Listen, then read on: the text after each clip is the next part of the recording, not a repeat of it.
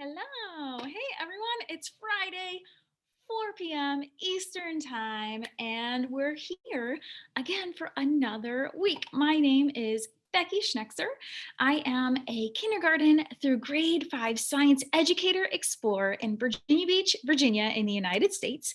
And as we all find ourselves in this very, very interesting time in education with remote or digital learning, however you are referencing your current educational situation, it is so easy to become overwhelmed with resources or lack of resources or support or lack of support or anywhere in between. This is such an interesting time to be in education. And as I started to feel overwhelmed or underwhelmed or oversupported or undersupported, I kept thinking about how my friends around the world must be feeling. I know we're all going through these ins and outs of feeling super confident or feeling not so confident or a little bit on the edge about our current situation. And we're worried about so many things. We're worried about ourselves, our students, what education is eventually going to look like. Just so many different things to be worried about, to be stressed about. And I just wanted to provide every Friday just a little snippet, something that you can use in your classroom, no matter what level of students, what subject area that you teach, or if you're a generalist and you teach across multiple subjects. I wanted to just give just a little bite-sized snippet of something to make you feel like, yeah, I can try this new thing, or, oh man, I can use this little idea and remix it for my classroom situation. So it doesn't matter where you are on that spectrum, how many years of experience you have, how comfortable you are with certain teaching strategies. I'm hoping to just give you a little taste of something that you can take with you and turn around and use on Monday, because today's Friday. So hopefully you have the weekend up, you have your Saturday and your Sunday, and then you hit the ground or the internet running again on Monday. And the idea that I throw out there for you can be turned into something you can use on Monday. Maybe you use it exactly the way that I show you, or maybe it sparks or inspires you to do something different with it, or do something completely different based on what I show you. So this week, I'm actually going to show you something that I literally just learned or was exposed to, inspired by just a day or so ago. So I'm even super, super new to this idea, but it sparked an interest in me. It sparked some curiosity. And so I wanted to start trying it out myself and then throwing it out to you, because it might be something you use, or it might just spark a little idea for you to turn around and use in your educational arena. So what we're going to be doing, I'm going to share my screen so that you can see what I've been working on. And then if you are joining me live, you can chat in the live chat on YouTube. Ask any questions along the way. I will try and keep tabs on all of that as we go, which is a little bit difficult. I'm by myself this week, so I don't have any partners in crime to help me keep track of all the comments, but I'm going to do the best that I can, because that's what we do as educators. All right, so let me show you what I just learned about and what I have just started to dabble in, which is super, super exciting. So let's take a look. All right, you're gonna see a ton of tabs open because I wanna show you a couple different things, a couple different ideas, a couple different ways that I'm using this idea. So earlier in the week, I was inspired by this video by Thomas Blakemore, who is an educator in Dubai. And so the title of his video is Interactive Bitmoji Classroom Tutorial. Now that's a whole lot. There's a lot going on there, and the idea can be as complex or as simple as you want it to be or you need it to be. So that's the beauty of this new idea that I want to show you. So basically the idea is you create an interactive virtual classroom that links your students to different resources or different activities that you would like for them to engage in. So I'm going to show you the ones that I've started creating, and then I'm going to show you and give you a little more information about what Thomas Blakemore has kind of thrown out for you. I've put the link to his video in the description of this live feed. So you can take a look at his entire video. It has a lot of different ideas embedded in it. So it's actually, his video is super rich in information and resources. And you take what you want from it to use on your own. You could take it all if you want, if you're ready for that, or just little pieces that spark curiosity or inspiration for you. So let me show you. You're going to get a little bit of a better idea of what this all means once you see it in action. So his classroom, actually, let me go back to his video. Okay, so if we're taking a look at his video, this is his virtual classroom, one of his virtual classroom setups. So right here, let's just make this real big so you can see it on my entire screen. Okay, so this is just, I froze his video. This is his virtual classroom. And all of these things, like Road Doll, his students are reading Charlie and the Chocolate Factory right now. So this is a link to a PDF of the book.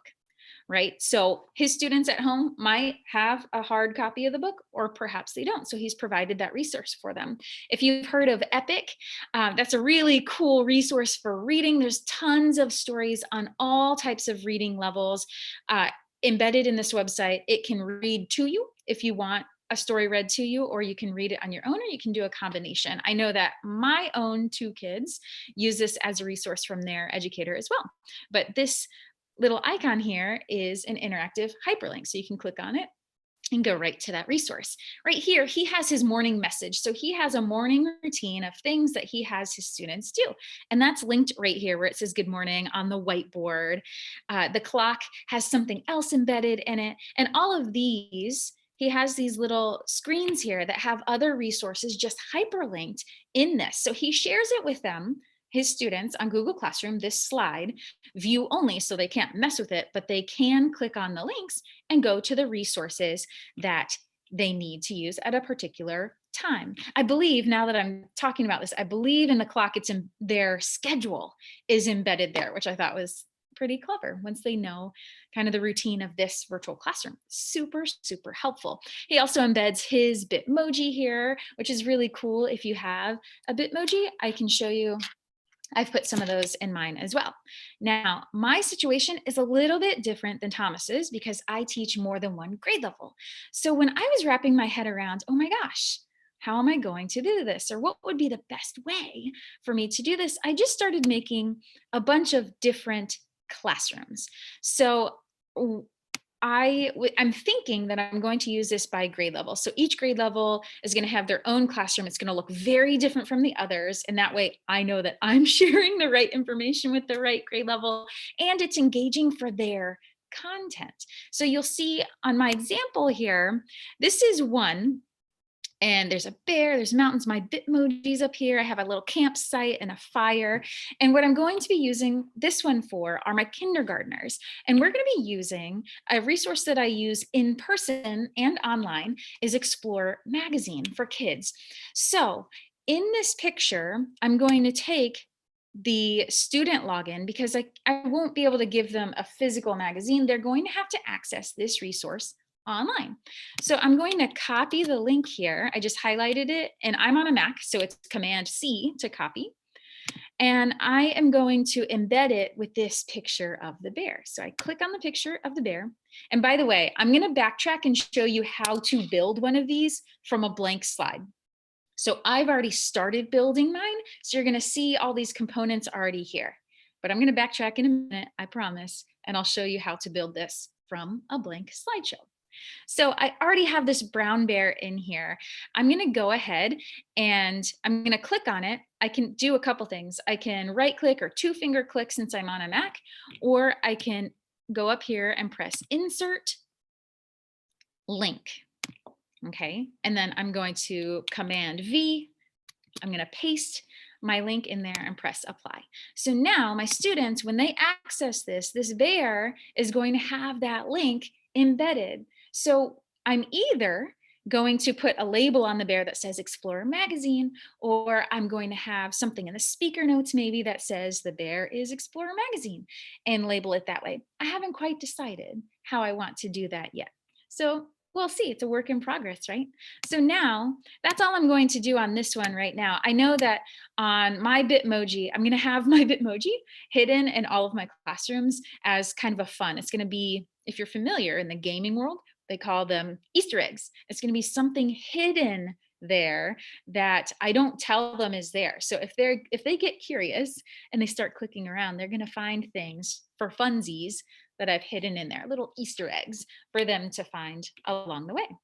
So that's one of my classrooms. I'm going to close that one so we can get rid of some of these tabs. This is another one. This one looks more like not a traditional classroom, but as traditional of a classroom as I get. If you ever have the chance to see pictures or come to my lab, my classroom at school, it looks like a jungle because we've created it into a jungle. We have vines hanging from the ceiling. We have blue morpho butterflies that we've created with counter shading hanging from the ceiling.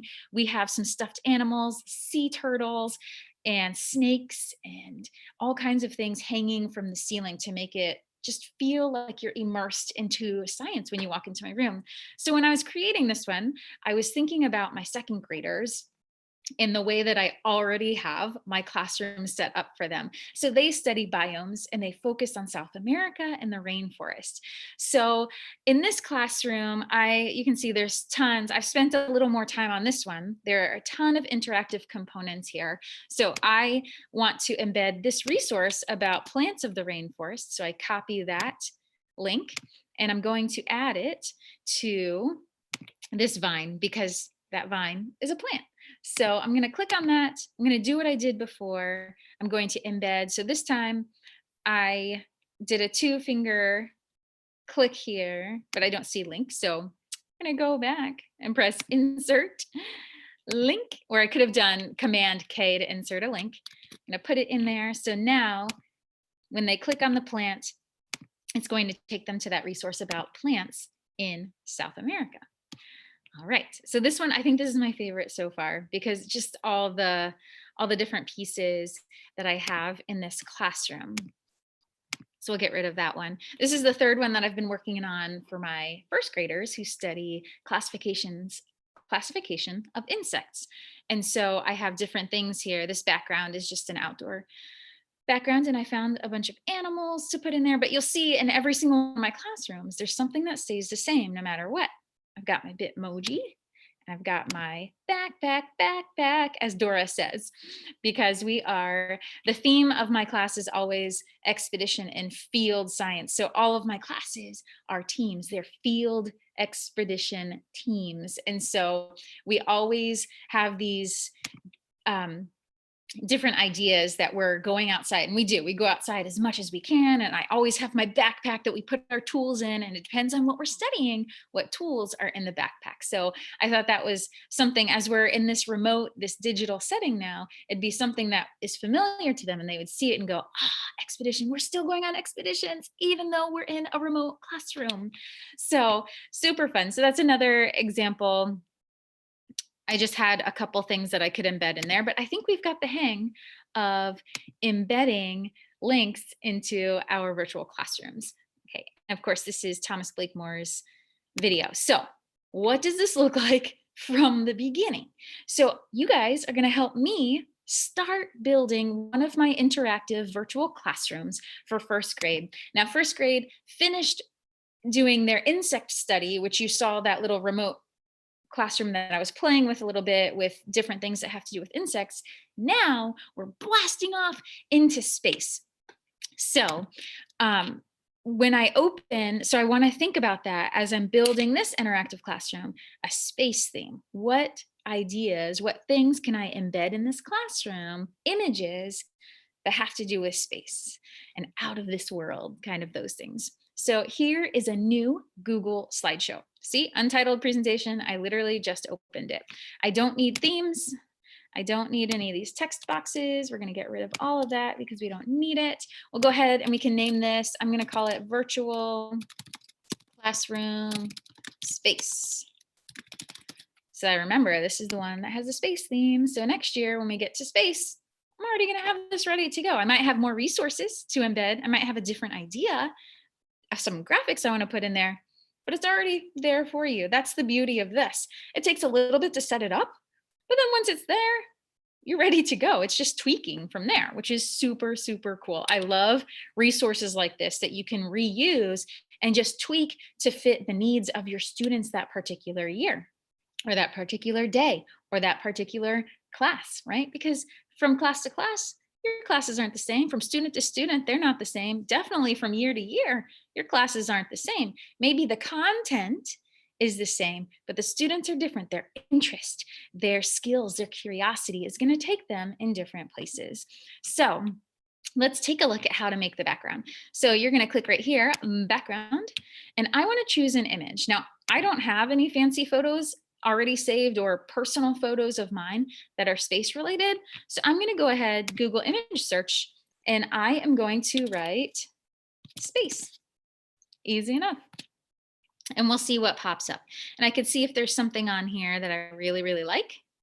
And I can choose that. Now, if you want to do just a general room space, so it just looks like a classroom, you're going to search here, walls and floor.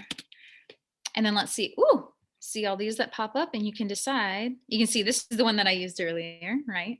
But you can see, which one do I like?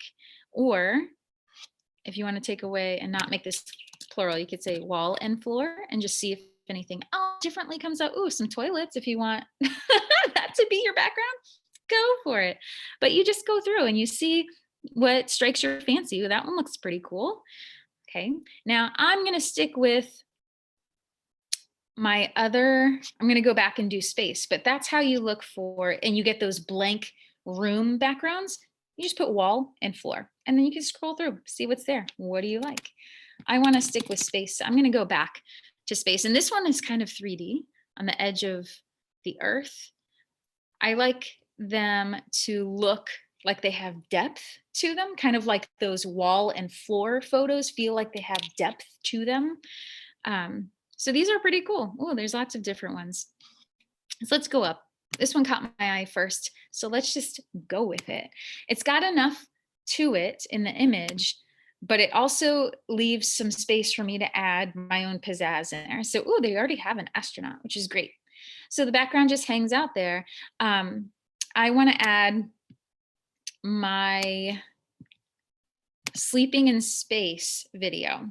I generally show this in class in person with my students, but then I always let my students see these resources again on their own. They want to revisit it 500 times, revisit 500 times. They want to share it with their parents because they're like so excited, or they want to share it with their friends or their neighbors. Then I make it accessible to them. So I'm going to decide what picture I want to put in here. So there's a couple ways you can insert pictures. You can do insert, image, search the web, or the shortcut right here on the toolbar looks like an image, insert image, search the web. Either way is going to work. So I want to search for, let's put Mars. And we can say, ooh, I like this one. Or you might want to add the word transparent behind it, Mars transparent, and I'll show you why in just a second. This is going to let me just get a picture of Mars, like this one has a transparent background.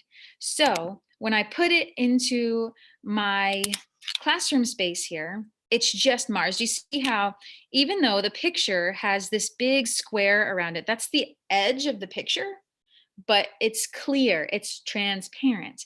So that's why I like transparent photos, so that now, ooh, this just looks like it's floating in space, right? That's Mars. I can make it as big or as small as I want it. I can put it wherever I want it to go. Maybe I want it kind of up here in the corner. And what else might we add? Let's think of space, comets, maybe asteroids. So I'm going to search for asteroid transparent. Boom. Let's see what pops up. And sometimes you get some great stuff. This is actually a comet, even though I searched for asteroid. That's fine. Let's do a comet. This would be more accurate for an asteroid. So just like when you Google search something, oh, this doesn't have a transparent background.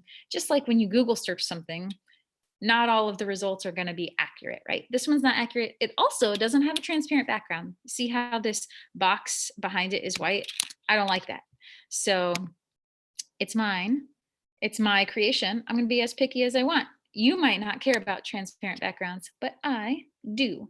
So I'm going to be super picky. Let's see if this asteroid has a transparent background. Yes, it does. So I'm going to resize this because asteroids are generally going to be smaller than planets, not always, but generally. So I'm going to put this and it's going to be, coming towards Earth. Okay, so that's how you add all of those different things. If you have that traditional classroom set up where it has floors and walls, you can Google image search.